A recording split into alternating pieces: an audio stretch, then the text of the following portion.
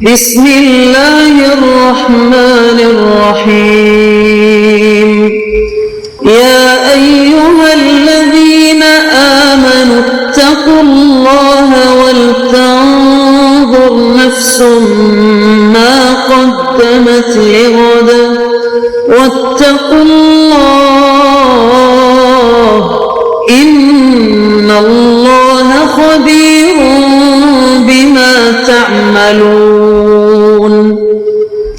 اے ایمان والو، اللہ سے ڈرتے رہو اور ہر شخص کو دیکھنا چاہیے کہ اس نے کل یعنی آخرت کے لیے کیا سامان بھیجا ہے، اور ہم پھر کہتے ہیں کہ اللہ سے ڈرتے رہو، بے شک اللہ تمہارے سب اعمال سے خبردار ہے۔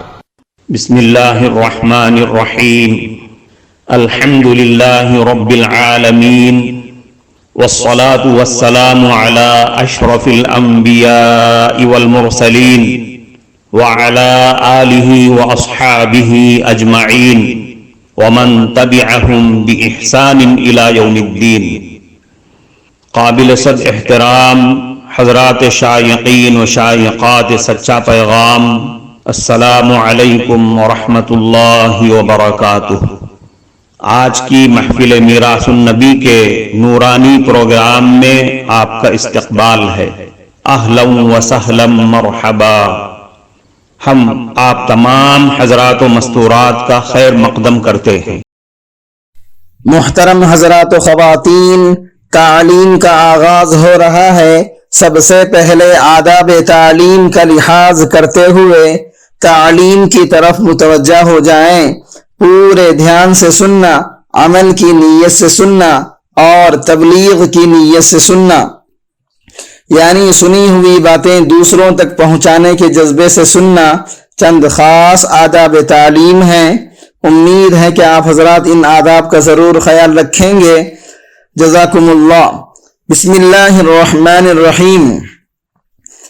حضرت ربیع ابن خثیم رحمۃ اللہ علیہ اور خوف آخرت۔ حضرت ربیع ابن خثیم رحمۃ اللہ علیہ نے اپنے گھر میں ایک خبر کھود رکھی تھی، اور جب بھی وہ اپنے دل میں قساوت پاتے، سختی پاتے، تو اس خبر میں داخل ہوتے اور لیٹ جاتے، اور جب تک اللہ تعالیٰ چاہتے اس میں رہتے۔ پھر وہ بات جو قیامت میں کفار اللہ سے کہیں گے، وہ کہتے، رب ارجعونی لعلی اعمل صالحا فیما ترکت، اے میرے پروردگار مجھ کو پھر بھیج دیجئے تاکہ میں کچھ اچھا کام کر لوں اس میں جو میں نے چھوڑ رکھا ہے۔ اور یہ آیت بار بار کہتے، پھر اپنے نفس کو جواب دیتے کہ اے ربی، میں نے تجھے واپس کیا، لہذا اب نیک عمل کرنا۔ ایک نوجوان کا خوف الہی سے ترک گناہ اور موت۔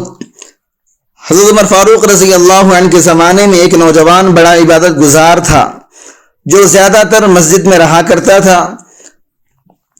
حضرت عمر فاروق رضی اللہ عنہ اس کو بہت زیادہ پسند کیا کرتے تھے۔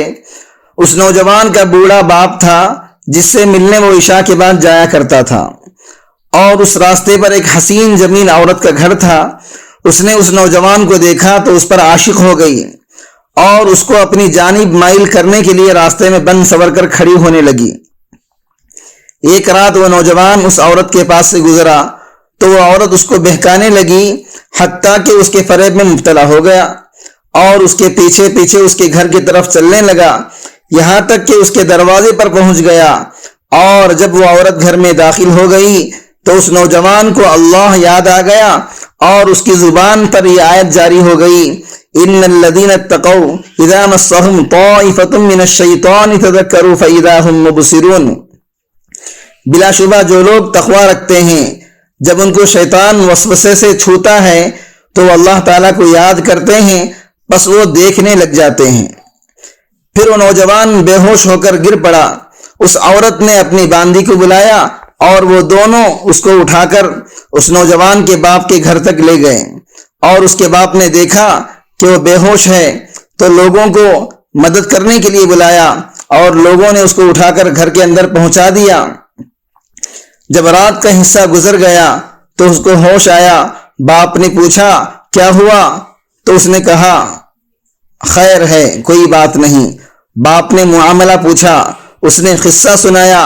باپ نے دوبارہ وہ آیت اس سے سنی۔ وہ نوجوان اس کو پڑھ کر پھر بے ہوش ہو گیا۔ جب اس کو ہلایا گیا تو وہ مر چکا تھا۔ الغرض غسل اور کفن دے کر رات ہی میں اس کو دفن کر دیا گیا، اور صبح حضرت عمر فاروق رضی اللہ عنہ کو اس کی اطلاع ہوئی تو تعزیت کرنے کے لیے تشریف لائے اور اس کے والد سے فرمایا، ہمیں کیوں جنازے کے لیے نہیں بلایا گیا؟ اس نے کہا، رات کا وقت تھا۔ حضرت عمر فاروق رضی اللہ عنہ نے کہا، چلو اس کی قبر پر جاتے ہیں۔ بس آپ اور آپ کے ساتھی قبر پر آئے۔ حضرت عمر فاروق رضی اللہ عنہ نے اس نوجوان کو خطاب کر کے کہا، اے فلاں، قرآن میں ہے وَلِمَنْ خَافَ مَقَامَ رَبِّهِ جَنَّتَانِ، اور جو آدمی رب کے سامنے کھڑے ہونے کا خوف کھائے اس کے لیے 2 جنتیں ہیں۔ تو قبر سے اس نے جواب دیا کہ ہاں، مجھے اللہ نے دونوں جنتیں عطا کر دی ہیں۔ مال حرام کی سواری سے بچنا۔ حضرت مولانا مظفر حسین صاحب کاندلوی رحمۃ اللہ علیہ اکابر اولیاء میں سے ہیں۔ وہ دہلی سے اپنے وطن کاندھلا آنا چاہتے تھے، چنانچہ ایک بیل گاڑی کرائے پر لی اور چل پڑے۔ راستے میں اس آدمی سے گفتگو فرمانے لگے۔ گفتگو کے درمیان گاڑی والے نے بتایا، یہ گاڑی ایک فاحشہ عورت کی ہے، میں کرایہ پر لے کر اس کو چلاتا ہوں۔ یہ سن کر حضرت پیشاب کے بہانے گاڑی سے اتر گئے، پیشاب کیا اور گاڑی والے سے کہا، بیٹھ کر ٹانگیں شل ہو گئی ہیں، ذرا چلنا چاہتا ہوں، تم گاڑی لے کر آگے چلو، میں پیدل چل کر آتا ہوں۔ کافی دور جانے کے بعد گاڑی والے نے عرض کیا کہ حضرت اب بیٹھ جائیے۔ حضرت نے پھر ٹال دیا۔ آخر کار وہ گاڑی والا سمجھ گیا اور کہا کہ آپ فاحشہ کی گاڑی پر بیٹھنا نہیں چاہتے ہیں۔ حضرت نے اس کو کاندھلے میں جا کر اس کی مزدوری دے دی، مگر پورا راستہ پیدل ہی تشریف لے آئے۔ حضرت عبداللہ ابن رواحہ رضی اللہ عنہ کا جہنم کے خوف سے رونا۔ محترم ناظرین کرام، اس دینی اور ایمانی بیان کو سننے کے دوران ہی اس کو لائک کر دیجئے اور شیئر بھی کر دیجئے تاکہ دوسرے بھی اس سے فائدہ اٹھا سکیں۔ اللہ آپ کو جزائے خیر عطا فرمائے۔ حضرت عبداللہ ابن رواحہ رضی اللہ عنہ ایک دفعہ اپنی بیوی کے گود میں سر رکھے ہوئے لیٹے تھے، اچانک رونے لگے۔ یہ دیکھ کر ان کی بیوی بھی رونے لگی۔ حضرت عبداللہ ابن رواحہ رضی اللہ عنہ نے پوچھا کہ تم کیوں رو رہی ہو؟ بیوی نے کہا، آپ کا رونا دیکھ کر مجھے بھی رونا آ گیا۔ حضرت عبداللہ ابن رواحہ رضی اللہ عنہ نے فرمایا، مجھے یہ آیت یاد آ گئی، وَإِن مِّنكُمْ إِلَّا وَارِدُهَا، جس کا مطلب یہ ہے، اللہ نے فرمایا تم میں سے کوئی ایسا نہیں جس کا گزر جہنم کی طرف سے نہ ہو۔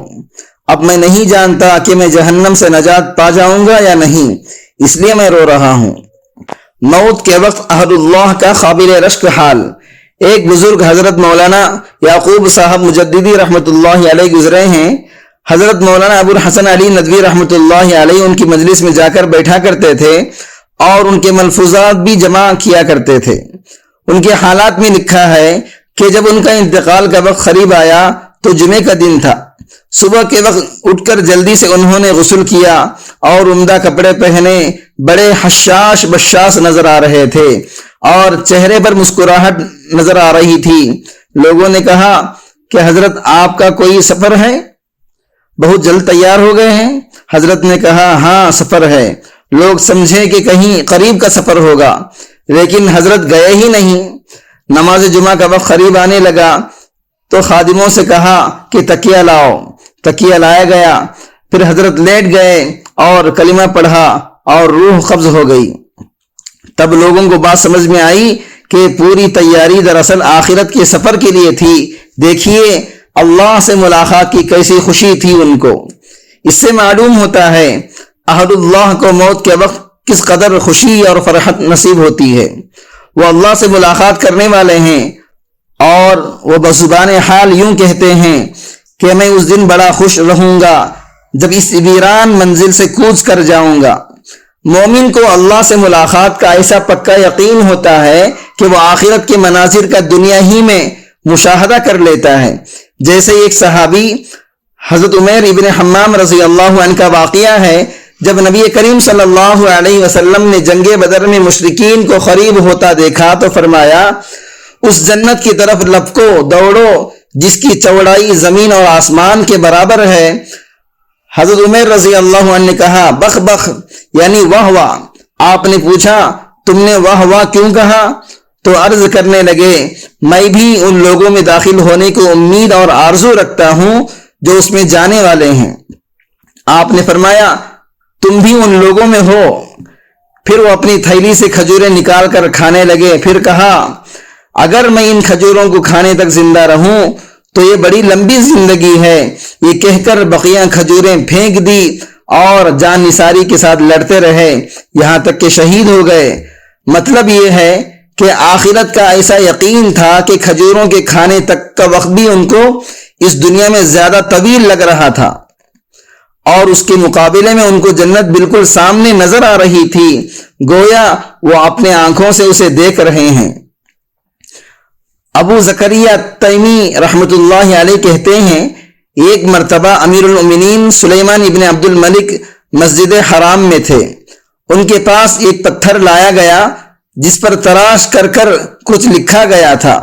بس انہوں نے اسے پڑھنے والے کو بلایا تو حضرت وہب ابن منبع رحمت اللہ علیہ کو لایا گیا تو انہوں نے اس پر پڑھا جو اس پر لکھا ہوا تھا، اے ابن آدم اگر تجھے تیری بقیہ عمر کا قریب ہونا معلوم ہو جائے تو تو لمبی آرزوؤں میں کمی کر دے اور اپنے عمل میں زیادتی کی جانب راغب ہو جائے اور اپنی حرص و ہوس کو مختصر کر دے، اور تجھے بڑی شرمندگی لاحق ہوگی اگر تیرے قدم پسل جائیں اور تجھ سے تیرا باپ اور رشتہ دار جدا ہو جائیں اور بیٹا اور احباب تجھے چھوڑ کر چلے جائیں، پس پھر نہ تو دنیا میں واپس آ سکے گا اور نہ اپنے اعمال میں کوئی کمی زیادتی کر سکے گا، لہذا قیامت کے دن کے لیے حسرت اور شرمندگی سے پہلے ہی تیاری کر لے۔ یہ سن کر خلیفہ سلیمان ابن عبد الملک پر شدت کا گریہ طاری ہو گیا اور وہ دیر تک روتے رہے۔